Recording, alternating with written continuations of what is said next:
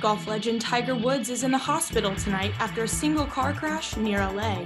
See why the sheriff says it could have been much worse. National parks are seeing a dramatic increase in visitors. We'll see why so many people are heading to these spots. And a USC student shares how he contributed to last week's successful Mars rover landing. Annenberg TV News is next.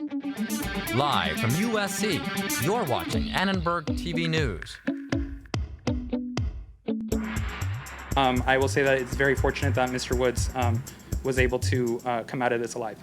Tiger Woods suffered major leg injuries when he lost control of his SUV and crashed. Good evening, I'm Noah Camras reporting from Los Angeles. And I'm Cambri Guest, also reporting from Los Angeles. LA County Sheriff Alex Villanueva says the accident happened on a stretch of road known for speeding. The rollover accident happened early this morning in Rancho Palos Verdes, about 20 miles southwest of the USC campus. Police said Woods was conscious and calm when they arrived. Emergency personnel had to use an axe to get him out of the wreckage before rushing him to Harbor UCLA Medical Center. LA County Sheriff Alex Villanueva explained what happened after Woods lost control of his SUV. So apparently the first contact was with the center median, and from there then crossed into the opposing lane of traffic, hit the curb, hit a tree, and there was several rollovers during that process. Our sports anchors Nathan and Skyler have more on athletes' reactions to the crash and Tiger's history of struggles off the course. Thanks, Noah. Earlier this afternoon, the world's number 3 golfer Justin Thomas got emotional when speaking about Tiger Woods' accident. I'm sick to my stomach. It hurts to see one of your, now my closest friends, get in an accident. And man, I just hope he's all right. Just worry for his kids. I'm sure they're struggling. Athletes from around the world of sports, including golf legend Jack Nicklaus, NBA superstar Steph Curry, and USC football alum Reggie Bush took to Twitter to wish Tiger a speedy recovery following the accident. Tiger Woods is arguably the greatest golfer and one of the greatest, most well-known athletes of all time. After turning pro in 1996 at age 20, Tiger quickly made his way to the top. With a win at the 1997 Masters, he became the youngest golfer to take home the green jacket. Tiger was the most dominant golfer of the 2000s before his next decade was marked by comebacks from injuries and personal problems. In 2019, he once again reached golf's pinnacle, becoming the second oldest winner of the Masters at age 43. Earlier today, I spoke with my cousin, Lauren Rubenstein, who co-wrote Tiger's book on the 1997 Masters. He's been able to find a way to play at the highest levels all of the time. Even if he hasn't played that much, he came back and he won that 2019 Masters after his fusion surgery, which allowed him to play again. As I say, playing infrequently, looking in pain from time to time. But he recently had surgery again, and now this accident. So the guy is tough. Obviously, the news about Tiger is very shocking. But what do you all think when you hear the news about Tiger or his legacy or what happened? Yeah, the thing about Tiger that really sticks out to me is he made golf cool, right? He made golf mainstream. And I think knowing Tiger, knowing the way his career has played out with all the injuries and all the comebacks, I would not be shocked if he finds himself with another green jacket sometime, someday. Yeah, I love that point, Nathan. And I just wanted to share something interesting I saw. He was on his way to a photo shoot with young quarterback Justin Herbert and the veteran Drew Brees. And it's just amazing the impact that Tiger has on both young and old sport figures. And obviously it's so sad to hear that. But yesterday he was out with Dwayne Wade, and he's just such a big icon in the sports world. And you hope he's okay. He can get back to where he was. Yeah, absolutely. No, it's kind of that whole idea of icon and legacy, and these people that you hold as untouchable or almost inhuman, and then these accidents happen. I know today I felt a lot of similar feelings that I did when I heard the news about the Kobe helicopter crash. And it just makes you think, what do these sports look like without these pivotal figures?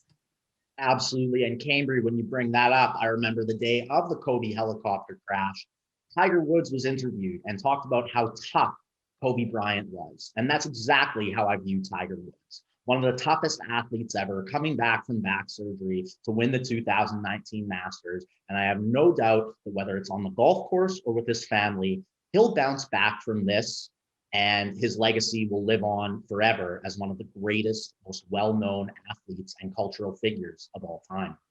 A student was stabbed in an unprovoked attack last week on Figueroa Street near the popular Spud Nuts donut shop. In response to the incident, DPS tweeted that there would be increased patrols in the area. USC junior Taylor Sonnenfeld witnessed the incident. We walked past this guy, unprompted, did not say a word to him, didn't even look at him. And he just bent down, stabbed her right in the thigh, and then just sat back down on the sidewalk. They always tell you don't walk alone, don't walk at night. We weren't doing either of those things. It was light out, we were walking together. We've shifted a lot of resources into that area. We have uniformed officers, some of whom are riding what we call T3s. They're an electrical vehicle like a Segway with their lights going, just for a high visibility presence. The student was treated at a local hospital and is in good condition. If you see anything suspicious, you can call USC DPS or call 911. The LA City Council is looking at whether the LAPD should continue to handle traffic violations. The council is looking into other options, like more civilian enforcement. I'm Emily Bonilla, reporting from Altadena. Law professor Jody David Armour studies excessive force by police and racial profiling, and had this reaction to possible changes for LAPD. By taking police officers who have guns loaded with live ammunition, a stun gun, a billy club, mace, and handcuffs. They are violence workers. You don't want violence workers in the business of traffic enforcement, because when that happens, you see what we see on the streets. We see a lot of unnecessary carnage. My jaw is literally dropping at this development, because it shows once again, LA is taking the lead when it comes to criminal justice matters, criminal justice reform. The LA Department of Transportation will be overseeing the study. They'll be looking at communities in America and around the world that enforce traffic laws without using a gun.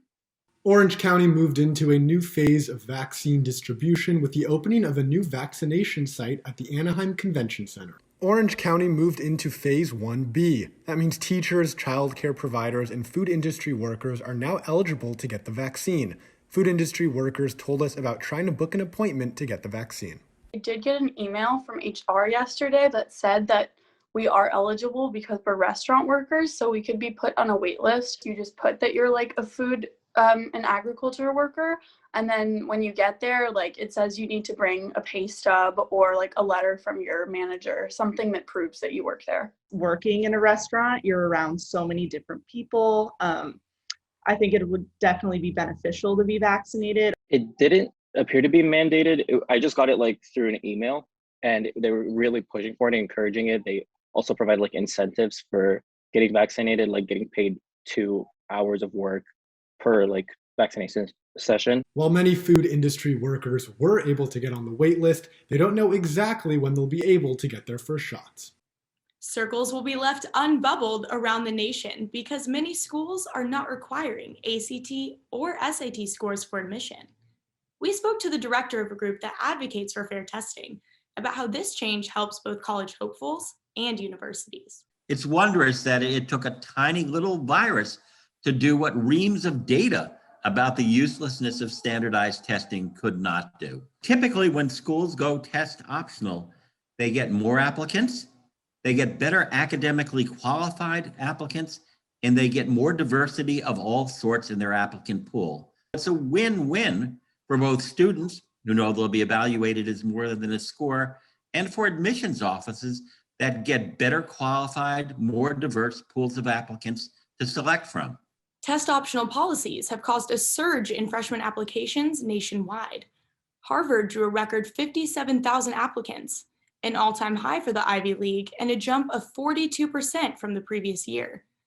UC Berkeley saw 28% more applicants, and the University of Virginia saw a 15% jump. USC announced yesterday that the test optional policy for the ACT and SAT will be extended to the class of 2022 and 23.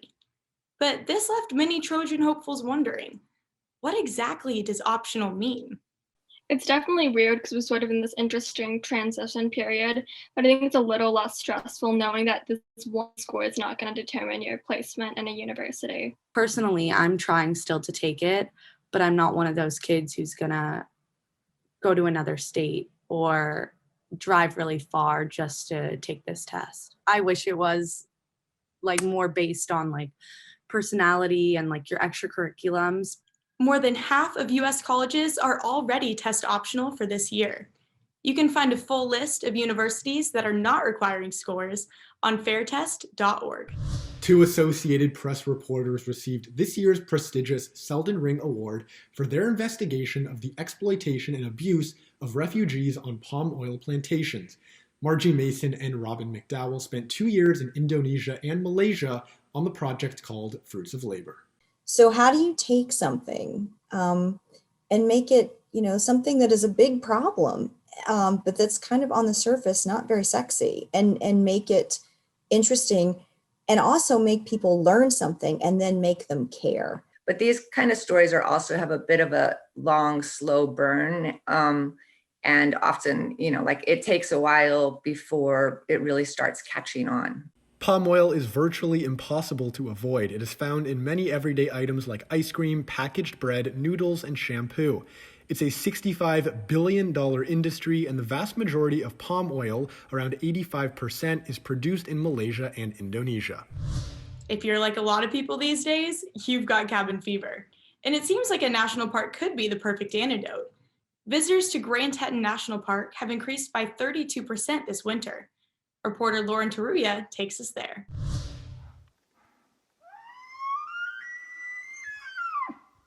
Breathtaking national parks like this one in Wyoming are seeing the highest number of visitors in decades. The Jackson Hole Chamber of Commerce says many of the people this winter are not the typical crowd they're used to. In a traditional winter, we'd have between 80 and 90% of our visitors will be coming for the skiing.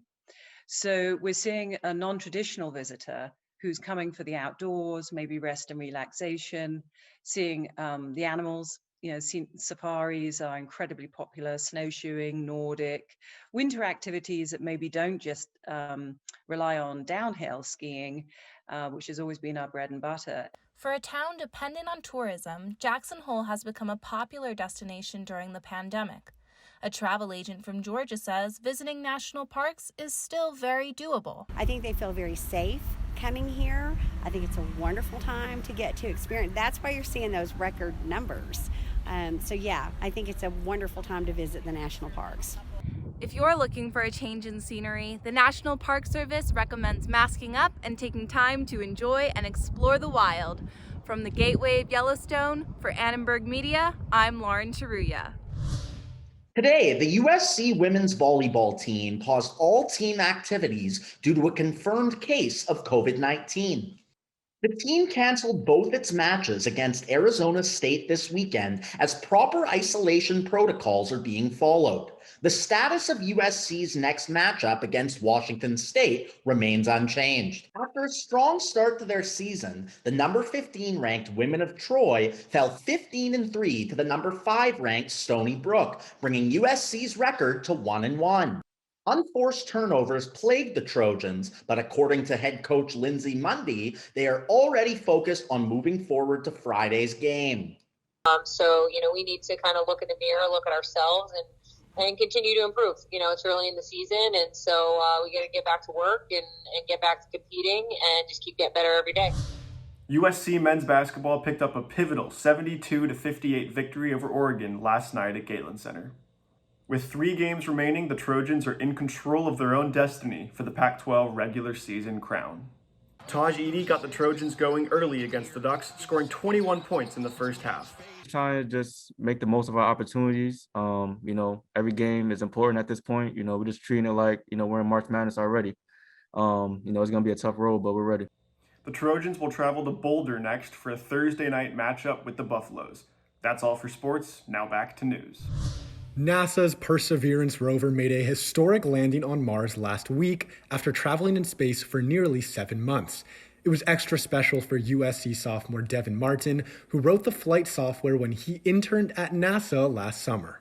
I actually flew out to the Kennedy Space Station to watch it launch into space in the first place. So I was emotional that day when it had flown out. I didn't even call my mom, and like I was like bawling. I was like so emotional. Everyone was so scared because like this was like one of the most like hardest landings that has ever been done in history. Like no one has ever done it before. The fact that it like went through just my 3 months of like hard work and just all the work that I've done to get to this point in my life, just it all came to fruition. You know, Cambri, that story, it's really cool, but it definitely makes you think a little bit. When you think of like Mars and just space in general, like we probably can't be the only living beings in this universe, can we? I don't know. I don't think I hold myself in such high regard to think there's not any sort of other life out there. I just don't know if we're that special, Noah, but it makes you realize just how small we are. Yeah, I once saw this TikTok that like showed the Earth and then went through all the planets and then like the universe and the galaxy and just like showed how small we are. And it definitely made me realize there's just no way that there's no other living beings. Like we're just... I think I saw that same video on my For You page, and the more it kept zooming out, I was like, oh my gosh, am I really that small? But it puts a lot of things in perspective. Exactly. That's exactly how I felt. That's it for Annenberg TV News. Thanks so much for watching. And from all of us at Annenberg Media, have a good night.